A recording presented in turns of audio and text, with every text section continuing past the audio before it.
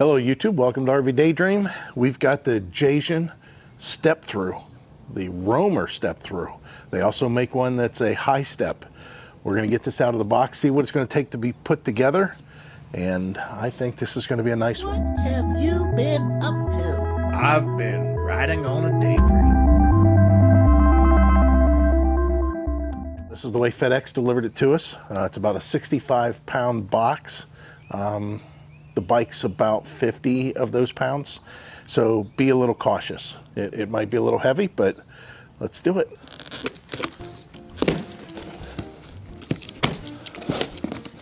Once you have the box open, make sure that you remove this box.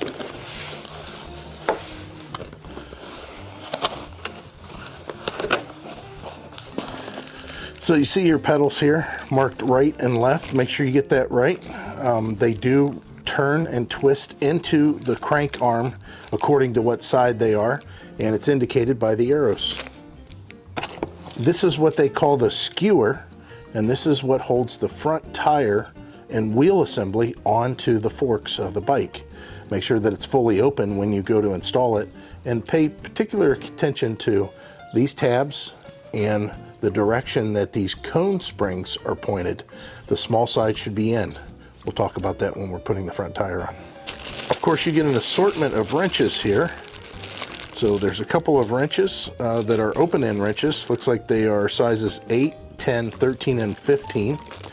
You have a cap here, a rubber cap. That's for, I'm sure, the stem for the steering. And then you have these Allen wrenches, these large Allen wrenches. Then you have a couple of wire ties. That's for keeping things a little bit tidy as far as wire management. And then finally, the last thing in the box is going to be the charger. And this is a 54.6 volt, 2 amp charger. Pretty standard charger.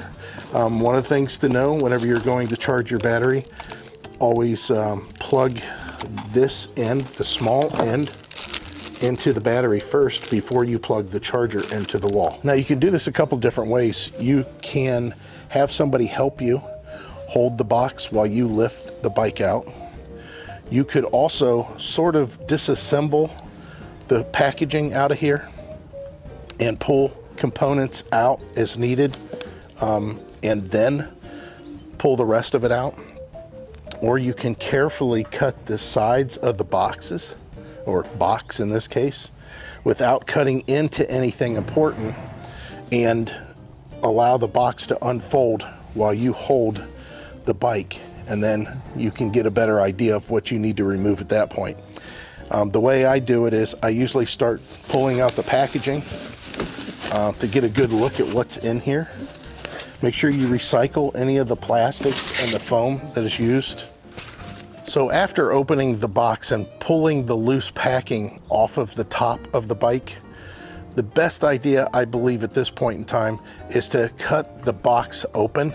So the first thing I want to do is, again, remove all of the wire ties and packaging that's included. Now you want to make sure that you don't damage anything that is a component that might be taped up along with your packaging.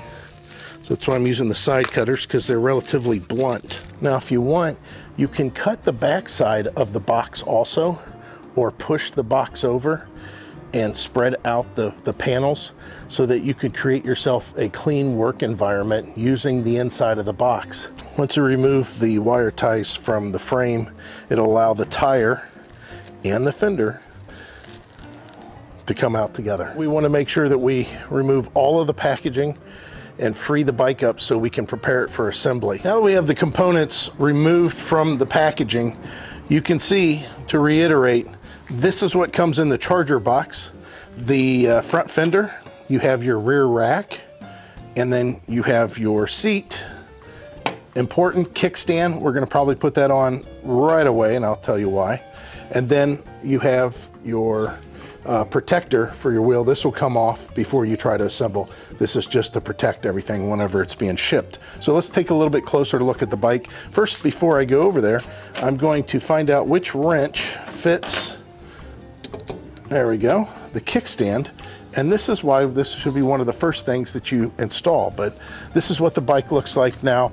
These black pieces that you see on the cardboard, you can ignore those. All that is just package protection that was put on. The reason that you're going to put on the kickstand first is because when you put on your front fender and your front tire, once it's on, you need the bike to be able to stand by itself.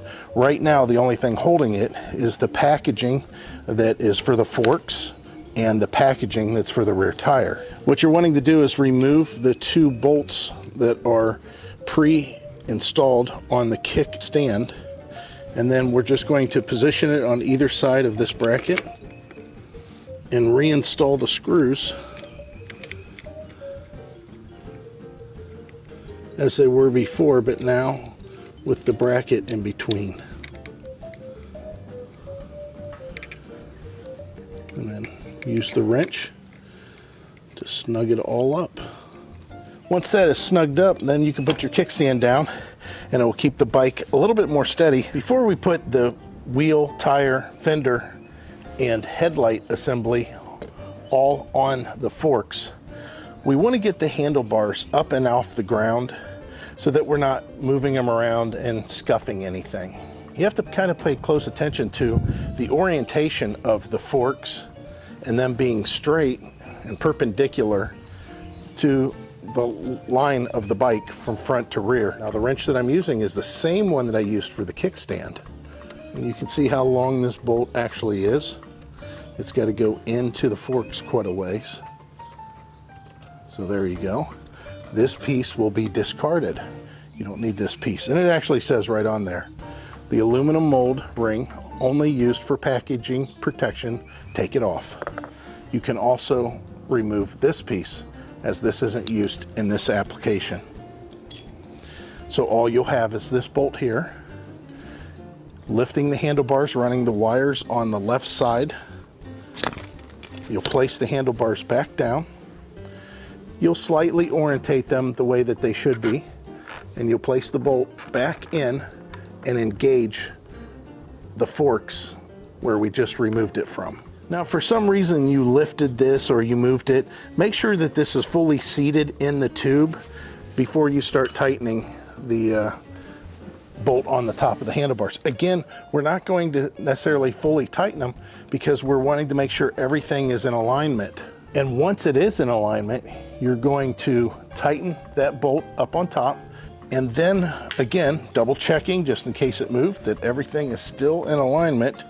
You'll tighten with yet a smaller Allen wrench the pinch or cinch bolts that face opposite directions on the gooseneck collar to grab the fork top once it comes through that head tube. Now you don't want to have to go crazy tight on this at this point. You just want to get it kind of close. That way, once everything's together, if you're slightly off, the adjustment can be made relatively easy. Now the handlebars you can see move around pretty easily. So does the display. Those can be tightened at a later time. However, you do want it slightly snug so that you can get an idea of what the orientation is going to be. But more importantly, you might need it to help lift and hold the bicycle up whenever you're putting your wheel and tire assembly on there. Whenever you're tightening this, you want to make sure that no one bolt gets tightened more than the rest. There should be a gap, equal gap all the way around on all of these bolts and the clamp that holds the handlebars to the gooseneck. So to prepare for the fender, the light to be assembled first, you're going to find or locate these lower fender mount bolts here. And it's the same wrench that we used for the handlebars and the kickstand. And you're going to remove those bolts fully and also remove this bolt up here to allow for the fender to go up and through and be mounted.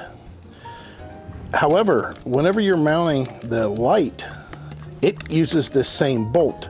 So you have to be cautious because you have to line all of this up at the same time before you tighten it on this upper.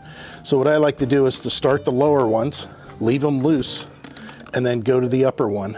At that point, you know that everything's lined up, and you can adjust then this fender either higher or lower so that it's not so close to the tire. Just so you know what this looks like, the fender will go on with its smooth tab first, and then the light, and then the bolt will go through both of those.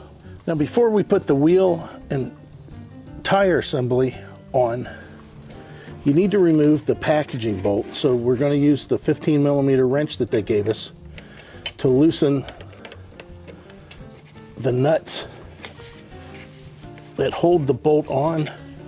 We have to give it some slack here, and then whenever we loosen the outer ones with that same wrench, everything will come off a little bit easier.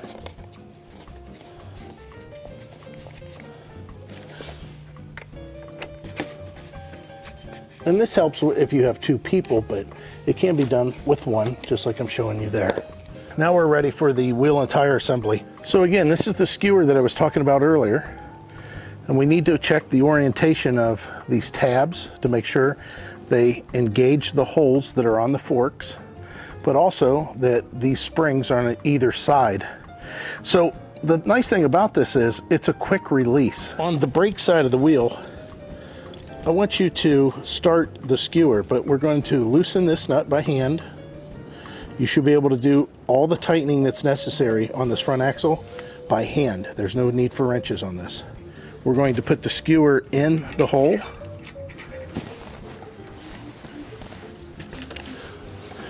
And then the assembly again, we're going to push the skewer slightly, the spring, the washer, and then the nut.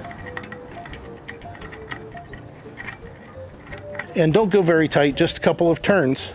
That'll make it a little bit easier to get on the bike. It's going to be hard to show on camera, but at this point in time, we're going to take this disc brake and we're going to insert it inside of the brake caliper at the same time as we line up the axle with the slots and the forks. So let's go ahead and show you what that looks like. Again, two people, it's a little bit easier, but it can be done with one.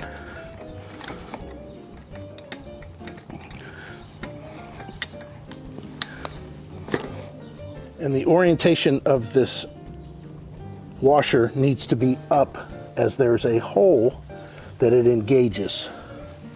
Same with the other side. What I'm doing is I'm tightening the nut on the non-brake side, and once we get past a certain point, we'll just fold this over and it will actually be all that's needed to secure the front tire on your bike, which is really nice if you're transporting and you need to take the tire off, because it's quick to remove, quick to put on. And that seems about right. Yeah, there we go. And that's it. It is locked on. Now it's time to go on and mount the rack. The bolts that are currently in the bike need to be removed, as they're going to be used to secure the rack to the bike. Just find the correct Allen wrench they supply and make sure that you take them completely off and then reinstall them with the rack. Don't completely tighten any one bolt until you have all of them started, and then you can snug them up at that point. So once this is on, go ahead and give it kind of a snug, tight fit. Don't over tighten. You don't want to strip these out. They're not very big. So what we're going to do, go ahead and put the seat on, and that way we can adjust the handlebars and the angles of the handlebars before we do the final tighten up there, and we can get the correct angle of the handlebars. The seat adjustment is just like the front tires as far as the way that it tightens. You should not need any tools to do so. Just go ahead and tighten it up with that nut as much as you can. And then there's a flip release.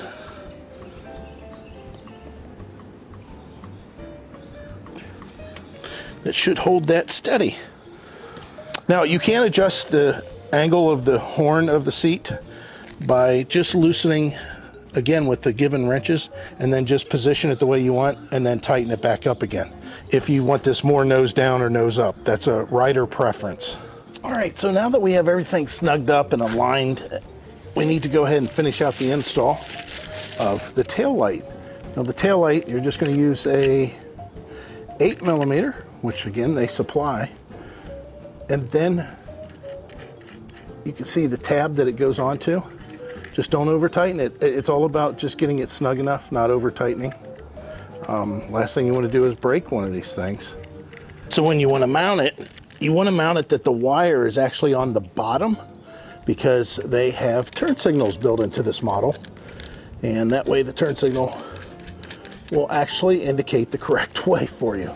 If you do it the other way, obviously it would be the wrong way. So the wire is going to be at the bottom of the lens once it's mounted. Again, we're going to tighten that up just snug. Gonna pull that off, but not overly tight. And then of course, with all the wires that they gave us, that extra wire to get this taillight in a good position, you're going to use the wire ties they included and secure it to the frame, and this part will be complete. Got a little bit more to do and we'll be ready to go. Now we're moving towards the pedals, and just like I said, there's a left and a right. We're going to start with the right, and the right will actually pivot forward, because the way these work is as you're pedaling, if anything, they will tighten, they won't loosen. It's kind of a safety thing. They've been doing that on bikes for years, and of course the 15mm wrench that they supplied will allow this to be tight. So you can see this tightens in a traditional manner. Boom. And then the other side actually goes in the same manner, if you want to look at that, and that's forward. So we'll go ahead and pivot this around. And in this case, it's the only few cases that lefty don't mean loosey, it actually means tighten. So again, we'll get the wrench in there and tighten it up. Again, once all the handlebars are adjusted and everything is in alignment, the handlebars are straight with the front tire and the handlebars are straight with the bike, you can then tighten everything up here, including the display and the handlebars from the clamp. But then this is a finish plug, and basically finishes off the look by covering up that hole that the bolt went into. Now at this point in time, what you want to do is check your air pressure in your tires, make sure that's correct, charge your battery to its fullest, which you can charge either on or off the bike, and make sure that you have all the controls tight, not loose, and that your brakes work, and that the display comes on, your lights come on, your turn signals work, and your brake lights work, and you're ready to go. So I hope you enjoy this video. I hope this helped you out with your installation, your unboxing, your assembly of the Jasion Roamer step through. As always, guys, we hope to see you out there. Bye.